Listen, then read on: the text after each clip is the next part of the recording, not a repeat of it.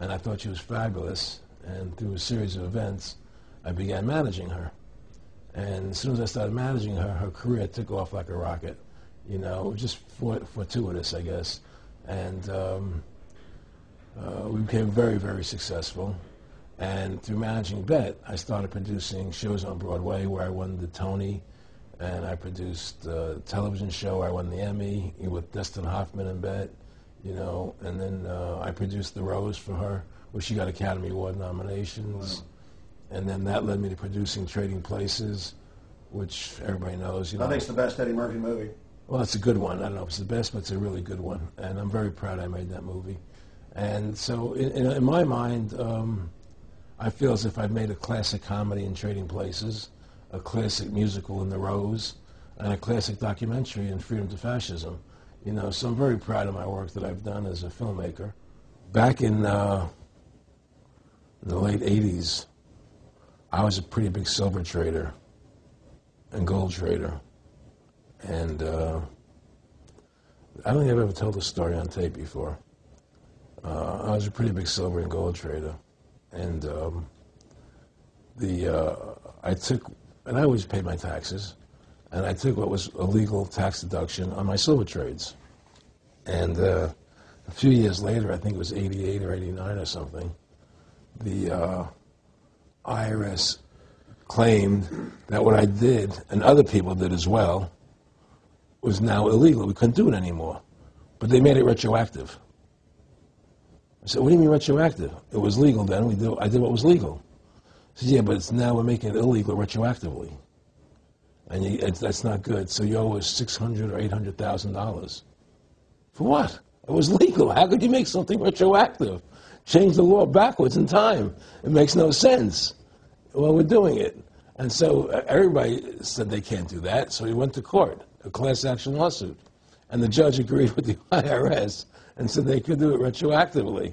And that's when I knew that there was something wrong in America with the IRS and the system here, you know. Aaron, you were telling me this story last night, and before you even finished saying, in the late 80s, the tax law, I said retroactive. And I knew that because they literally ruined my dad, but he paid. He didn't know. He still thought this was America. And it was legal tax law, what you're supposed to do. They said retroactively you owe, and with not just retroactive, but they said you also have penalties and interest. That's right. So how do you have penalties and interest on something when they retroactively change the law? Well, first of all, they can't retroactively. How can you do anything retroactively?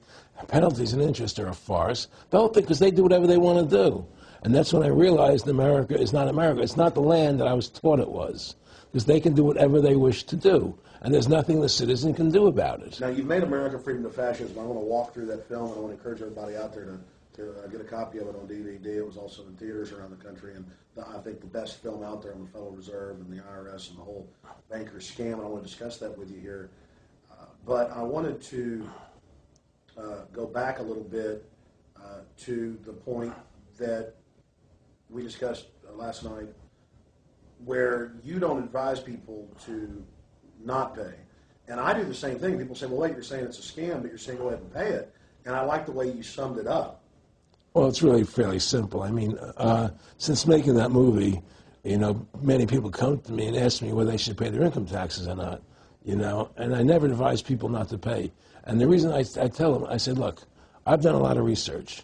The Supreme Court has ruled that the IRS has no authority. The 16th Amendment did not give the IRS the authority to tax your labor and your wages. That's a fact. All right, the Supreme Court is the law of the land, you know, and the IRS does not trump the Supreme Court. However, that being the case, the fact is, if the mafia would come to you and say, we want $2,000 a month or we're going to hurt you, I would not advise you not to pay them, because you may get hurt by not paying them. Whether it's legal or not doesn't necessarily matter. You're going to get hurt if you don't. It's the same thing with the IRS. They can hurt you. They can put you in jail. They can torture you. So if you don't pay them, you may get hurt. So I never advise people not to pay.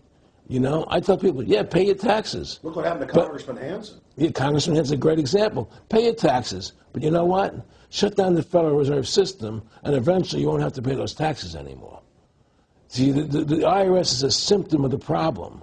The real problem is the banking industry and the bankers in this country. That's where the real problem lies. That's the root of our problem. That's why we've lost America, okay? So yeah, pay your taxes, because if you don't pay them, you might get hurt. And I've heard all the arguments, you know, what tax protesters say and so on and so forth. And I don't call them tax protesters. I call them the tax honesty movement, because they're being honest, you know, at least. But the fact of the matter is, you're being forced, you're being compelled to pay it because you're facing jail sentences, you're facing time, you're facing corruption of the courts if you don't pay, right? And so you pay it, because you just like you pay the mafia. But with the mafia, at least you have the government to call and try and help you to get past the mafia, to protect you. Here you have nobody to protect you. The American people are living in a matrix. They don't understand the truth of how things are working in this country, you know.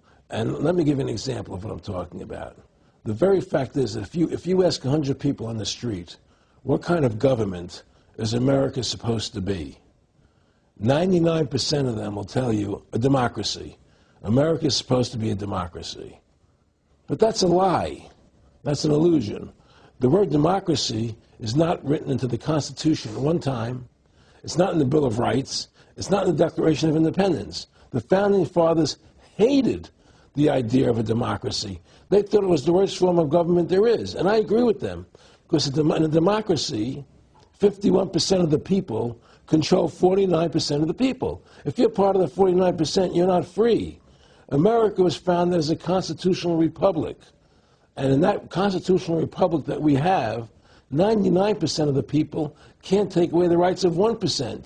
You have your rights because you were born with them. You have God-given human rights that nobody can take away from you. The government, the majority, no matter who they are, I can't take away your rights. And that's what our founding fathers gave us. But the psychological operations that they do to us, they make us believe that we're a democracy and that majority rules, you see? And they want you to believe that. Because then they tell you, this poll says this many want this, and this many want that, and this many want this, and it doesn't have anything to do with anything. Well, Hitler was elected. Hitler was elected. Hitler did everything legally. And in a constitutional republic, a minority is protected against a majority. Wasn't it Benjamin Franklin, to paraphrase, that said, democracy is two wolves and a sheep voting on what's for dinner? Exactly. And then he also said, in a republic, the sheep would have a gun to protect himself. You know, and that's the truth. America's not a democracy, but you ask the most intelligent people what form of government America is supposed to be, they'll say democracy. Because that's what they've been brainwashed. They've been psyoped into believing that. They believe that we're in Iraq. They believe we're in Iraq to promote democracy. The word democracy, you hear George Bush saying democracy means freedom. No, democracy equals New World Order. Democracy equals slavery. The word democracy is not synonymous with freedom. It's the opposite of freedom. Democracy is the worst form of government you can have because it's majority rule. And the government can tell you exactly what they want to tell you to do because the majority wants it. I don't care what the majority wants. I live my life as I choose.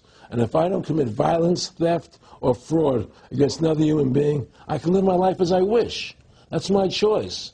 And if I'm allowed to make mistakes, because when you make mistakes, you learn from them. You grow as a human being. We're put on this earth to become the best individuals we can be, to fulfill our God-given potential, right? We're not here to put on this earth so the government can tell us how to live our lives and what we must do. We put into these systems and these paradigms. No. The same thing in health. You know, if you're sick, you have to have a certain protocol. Nonsense. You know, be individuals, think for yourself, have critical thinking, you know. And so what's happened is that because they've taught everybody that we're a democracy, which is not true, now, so then in 1913, they bring the Federal Reserve System into being, right? And now you have this Federal Reserve System, which then in 1913 got the right to create money for the government, when before that the government created its own money. Now the government, when it needed money, had to borrow it from this private bank called the Federal Reserve, which is a private bank owned by individuals, incorporated in Delaware. And so what happens is now the government